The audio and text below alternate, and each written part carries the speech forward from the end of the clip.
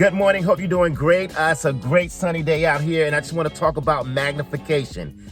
Magnify what you want. And when I'm talking about that, let's start with relationships and people and on your job, with your family, because we know Thanksgiving's coming up. People are going home to visit friends, family, people they haven't seen in a while. Could have some tension there, things to be going on. Magnify what you want. This is my point with that. Whatever you magnify, it becomes your reality, especially when you're dealing with people. I've been guilty of this right here. We have a tend to magnify a circumstance, a mistake, or anything that happened in a relationship, and all of a sudden that person becomes the mistake because we magnify it. When we see them, all of a sudden it's like I just see this hurt. I see this pain. I see this mistake. I see this lie. I see this deceit. I see whatever, and we magnify it, negating whatever happened in a relationship before then, because whatever you magnify, it grows. Whatever you magnify, it grows. And so we can take a temporary situation or circumstance and magnify it to a point to where we're making decisions out of our magnification of an issue, and we're dealing with someone just based upon that, not taking the time to pull back and understand that this is a temporary thing. I got that this morning listening to Steve Furtick, one of the great pastors, and he was talking about dealing with his father, and made me think about my parents as well. You know, when you're a teenager and your parents say, hey, you can't do that. It could be something like buying your first car, going to this dance, and all of a sudden, they're the worst parents in the world. Once you don't get your way, or they hurt your feelings, or something came up, and you have this tension, and you can go through this magnification of what happened, whatever the situation is, and people may not speak to their parents for years over something like that.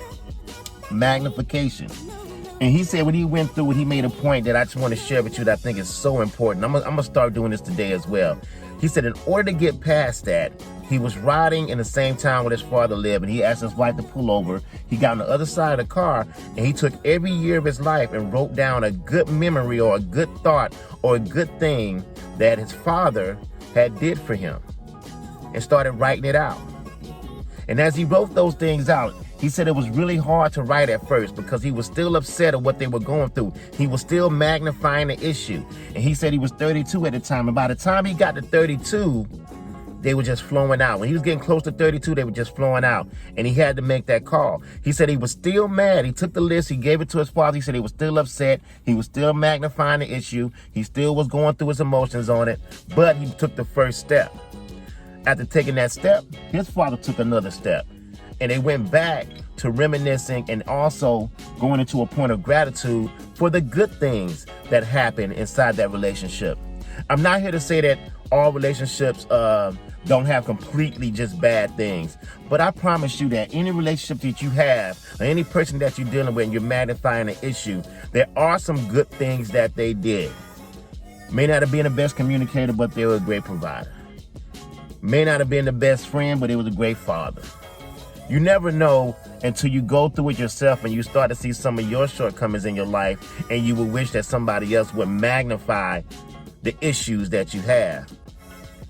That whole loving thy neighbor as you love yourself thing, and not being as judgmental. Because if we walked around in life and everybody magnified every time they had a disagreement with us, and that's just how we lived our life, imagine how stressful that could be. Because the truth of the matter is, and I believe this to be wholeheartedly true, that not focusing on what's wrong and not focusing on the magnified issue is not you letting the other person off the hook. It's letting yourself off the hook to live your life and not carry that stress on. Because if you're magnifying the issue with somebody, they taking up free real estate in your mind anyway. Why not take the good things? Because nobody's 100% bad.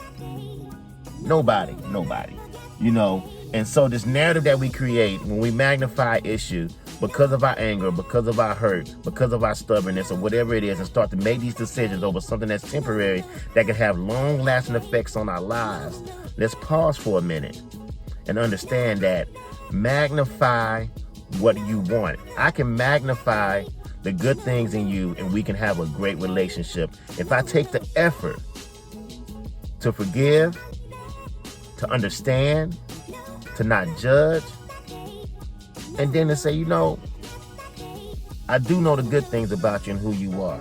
I'm not going to take what you did and make it who you are. Say that again. Not going to take what you did and make it who you are. It's not my mission. Magnify what you want. All right, man. Have a blessed day.